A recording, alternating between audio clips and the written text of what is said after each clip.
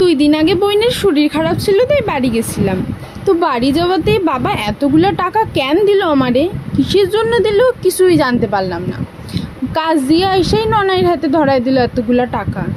টাকান কি করতে দিতাছে আমি তো কিছুই বুঝি না। একটুখানি দেওয়ার পর আরও দিতাছে। তাই আমি ভাবলাম কি যে টাকাগুলো ননাইয়ের বিয়ার জন্যই জমায় রাখি, কামও দেবে। তো তোমরা কি কও বন্ধুরা, ঠিক কইছি কি না? ও মা, এতগুলা টাকা! এই ডুকমাইয়াই আবার এতগুলা টাকা দেখে আনন্দ পাইছে। তো দেখো আবার ফিরাই দিতেছে। এই বোকা মাইয়া, দিছি যখন আবার ফিরাই দিতেছিস কেন? চল নিয়ে নিয়ে বাড়িতেই যাই। তারপর দেখো গিয়া না কইতাছে, তোমরাই কও তো এতগুলি টাকা লাগবে না? সবে ইউটিউব শুরু করতেছে, এখন ভালো ক্যামেরাওয়ালা ফোনও তো লাগবে। তো দেখো বোকা মাইয়া আবার দিয়ে দিতেছে টাকাগুলি। তো টাকাগুলি নিয়ে চল বাড়িতে, অন্তত আমারে তো দিয়ে দে টাকাগুলি।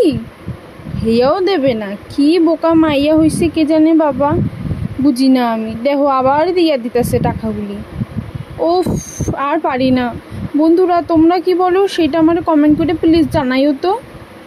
এই টাকাগুলো কি তোরে আমার বাপে খেলার জন্য দিছে নাকি? বারবার ফিরাই দিতেছিস আবার নিয়ে নিতেছিস। আমার বাপের কি পয়সা বেশি হয়ে গেছে?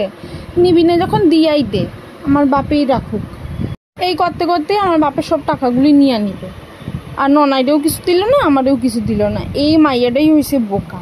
দেখো কিরম দিয়ে দিতেছে, ভাল লাগে না। আবার সে ওর বিয়ার জন্য টাকা জমায় নিতে হবে। ঠাকুর।